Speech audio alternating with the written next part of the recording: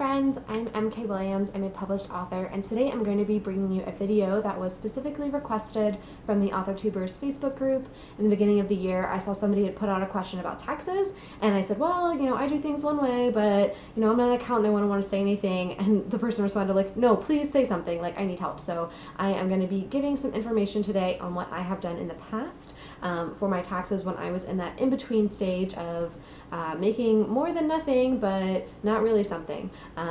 So again, I'm going to be giving several disclaimers throughout this video, just like I did in that initial Facebook comment. I'm not an accountant. I'm not a tax professional. I have done research, and I will explain what has helped me personally based on my situation for one given tax year. But you should always do your own research.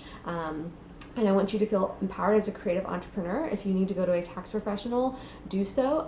If you are a tax professional and you're watching this and you see any errors, please let me know. I want to fix it. I want to make this right.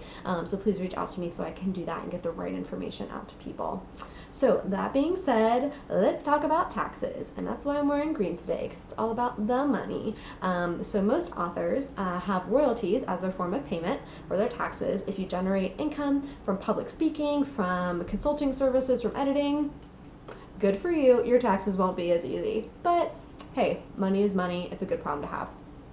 So for the platforms that most authors are using, whether it's through Amazon or Smashwords or Audible, any of those major established companies, they're going to be sending you a 1099 form that shows what you were paid in the previous calendar year. Again, that's what you were paid, not what you earned. As you know, KDP usually will pay what you earn in December at the end of January. So go off what's on your 1099 when you're submitting your taxes in the year. You need to go off what's on that document. If you don't have that document by the end of January, you need to go online and print it out. I think I set mine to say, hey, I only want this digitally, but they sent it to me in the mail as well, which I was a-okay with. Having that backup copy was not a problem, but if you don't have that, then you need to print that out. So when you are filling out your taxes, you will enter the details that's on your 1099 or 1099s. Side business income, such as royalties from your author business, if you have a day job, would be reported under Schedule C. So I use the H&R Block software to easily enter all of it, so it very nicely asks me all the questions I need to. There is a small fee associated with using that product, but I find it so much easier, and every year it remembers what I put in the previous year. So at this point, I'm just going to continue to use it. I would suggest, if you are at the point where this is going to be your first year having royalty income to report, maybe go with one of these softwares, not just filling out the form by yourself. Having that extra bit of information is going to be really helpful. So taxes in general, there are three main areas that need to be paid for taxes. So you have your income tax, so that can be at the federal, state, and sometimes even local level. So you need to look into that for your specific situation. I'm in Florida, so I just pay federal taxes. Yay, no state taxes! But we also don't have any streetlights or sidewalks. So that's a thing. Okay, so in addition to your income tax, you need to pay Social Security and Medicare. So between Social Security and Medicare, that's usually 12.4% of all your profits combined that you have to pay to that. Traditional employers, so think about your day job. Whenever you get your paycheck from your day job, they usually pay half of this for you. So they'll take out that Social Security and Medicare from your paycheck, and then they'll also contribute part of it for you. So that's why when people say that if you want to leave your day job, you don't need to replace 100% of your income, you need to replace 130% of your income because of the benefit, the tax benefits that they're paying for you. So that's something to also keep in mind. Okay, so thresholds. So this is something you really need to keep in mind, and this is why I said I'm going to give you advice for what I did in a specific year. So if you are consulting with a third party as an author consultant, anything like that, after they pay you $600 in a given year, they need to provide you with a 1099 form. So KDP and Audible, they're big boy businesses, so they will provide you with this 1099 form no matter how much you made, because they want to make sure they're giving everybody the information that they need. So if you made less than $600 and got a 1099 from KDP or from Audible, that's why. If you're working with a small client maybe who you're helping with for publishing or for editing services or consulting services, they may not know to do this, depending on how small they are. Definitely call that to their attention. If they're not providing you with that, I always go with document everything, and I mean everything. Keep exact records of the date that you invoiced something, the date it was paid, how much tax was withheld, probably zero. Document everything. Documentation is your friend. It's similar to when you were in middle school doing math problems. You need to show your work. Make sure you can show your work here. So another important threshold to consider is that if you earn over $1,000 of side income, Uncle Sam expects quarterly taxes. So if you think that you will earn more than $1,000 in one calendar year, you should be paying estimated quarterly taxes.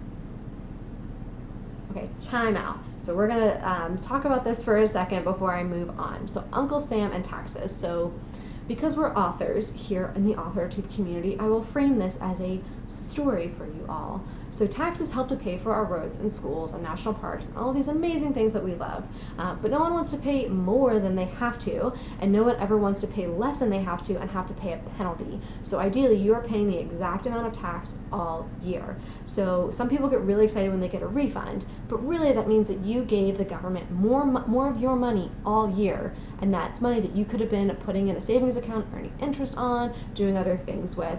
So ideally, what you want it to be is a zero balance. I don't know anybody who's ever actually done that. If you do, that's super awesome. You should have a book written about you. But you want to make that liability at the end of the year as low as possible. And if you get any money back, that really does mean that you overpaid, and that's not ideal. So the thing with Uncle Sam is he expects to receive taxes from you throughout the year. So most of our employers do this for us. So just like I mentioned earlier with your paycheck, where that company is withholding tax for you, they're sending that to the government all along. So Sam's happy. He's the big giant. He's getting his tax all along. He's happy.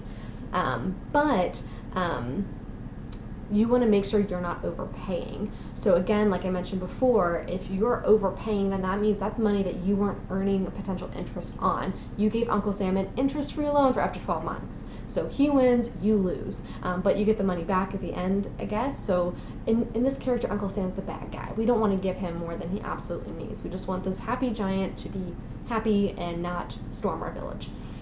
So the flip side of this is that if you don't pay Uncle Sam enough, our big happy giant, he gets angry and you can get hit with a penalty. Now, because Uncle Sam wanted to take your money and earn interest on it and pay all these things, that's why you get a penalty. Again, there's thresholds not involved with here as well, so do your research. But most likely, you just have to pay the difference of what's owed at the end of the year. Again, if you owe too much, then there's a penalty, so do your research. So in this story, Sam is a jerk. So he expects the exact amount on time all year. And if you overpay, you get the exact amount back, but you're not going to get the extra opportunity to invest that money or have it work for you. If you underpay, then Sam gets pissed and wants more money and maybe even then some. So he's not a good guy. He's like our villain archetype in this scenario. But all villains have their weak spots, right? So Sam does not care what the color of that money is, which is to say, as long as he gets the exact amount, he's good with it. He just wants the money. Okay, side note closed. So now we're going to go back to, if you are making close to about $100 every month, yay, good for you, do a celebration dance. If you're making more than that, celebrate even harder. But at that point, you're probably going to have to pay quarterly taxes. So I have links to 2 extremely helpful resources from the Choose FI podcast below. I cannot make this as comprehensive as it needs to be. So if you fit into this category where you're making $100 a month or more, pat yourself on the back and go do your research. If you're making less than that, then that's where things start to get a little gray. So what if you have a book launch in January? You make more than $100 that month and close to that in February, but then things start to fizzle by March. And so what looked like you were going to have this record year is suddenly fizzling, and I don't know, do I do quarterly taxes, do I not? There are calculators that you can do to estimate this.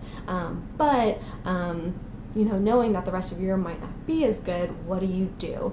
After you talk to a tax professional, again, I'm mentioning it several times, this is why you want to focus on your documentation. So if you can show your work that, hey, I was making a lot here, but based on last year's numbers, I don't know what I'm going to be at, you want to be able to show your work.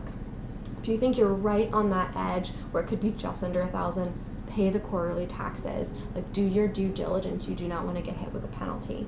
But if you think you're going to be under that threshold, like definitively under that threshold. You can do what I did. Now, there was my first year as a writer, I barely made a thing. I think I made $14. Also, I published my book at the end of the year. I had no followers. I had nothing. Okay, fine. Second year, similar, not that much. My third year, though, when I had Enemies of Peace come out towards the end of the year, if I had had the results that I had in that November and December of 2017 for the whole year, I definitely would have had to pay quarterly taxes. But because it came very late in the year, it was one of those things where I was like, oh no, I made a lot of money. Okay, that's a good problem, but what do I do now? So this is when I started to look into this. So that middle year, that in-between year that I mentioned, with like first book came out, got nothing, Enemies of Peace came out over here, and it was doing really well, but like 2016, what was going on right there? So thankfully I have a day job and I have an employer who is automatically sending taxes for me from every paycheck. So if you are in this situation, you can ask them to withhold a bit more tax. So most of us authors who do have day jobs, we can ask for this. I would only recommend doing this if you think that based on your current monthly income at the beginning of the year, if you think you are not going to pass the $1,000 threshold. If you think you're definitely above it, you need to go with quarterly taxes. But if you think you're like, I'm not sure, this month was good, but next month could be a total flop, you can ask your company to withhold more tax for you. That helps to cover that tax liability. It's automated, you don't have to think about it, and Sam gets his money, which makes him happy. So if you think at the end of January that you made close to $1,000 already, then yeah, you need to pay quarterly taxes. This is a plan where you need to have the interim space between nothing and something. Once you have the something, pay the quarterly taxes. If you have the nothing, just maybe bump up your tax withholdings. So there are exact calculations that need to happen here. Again, I have links below that you should read through and do the calculators in for yourself. Make sure you're paying Uncle Sam his money. Remember, he's the villain here. He sees at the end of the year that your amount is accurate or slightly over, he's happy. You're happy because having to pay taxes or a penalty would be really bad. And also, you made money that you had to pay taxes on as an author. That's amazing. You should be celebrating that. So when you go full-time as a writer, you need to talk to an accountant. Absolutely. There's no amount of online articles or videos that can replace the up-to-date tax advice for your specific situation, your city, your state, your country. Laws change, your state may have different requirements than mine, so it's always good to get a second opinion. Again, I'm in Florida. We don't do much with taxes here, which makes things infinitely easier, except as I mentioned, no sidewalks or streetlights. So, do you feel slightly better about taxes now? Do you feel like you understand them a bit better and can get a plan together? Again, if you're having to pay taxes, that means that you kicked butt as an author and you should be really proud of yourself. If you have additional questions that you reasonably think that I could answer, given the fact that I've said multiple times that I'm not a tax professional, then feel free to post those below. If you have complex tax questions, please talk to a tax professional. I really wanted to make this easy for everybody to understand and show you that there is an option to help you make sure you're covering your tax liability, even if you are below that $1,000 a year threshold. If you found this helpful, please give it a thumbs up and subscribe, and now you can get back to writing your book.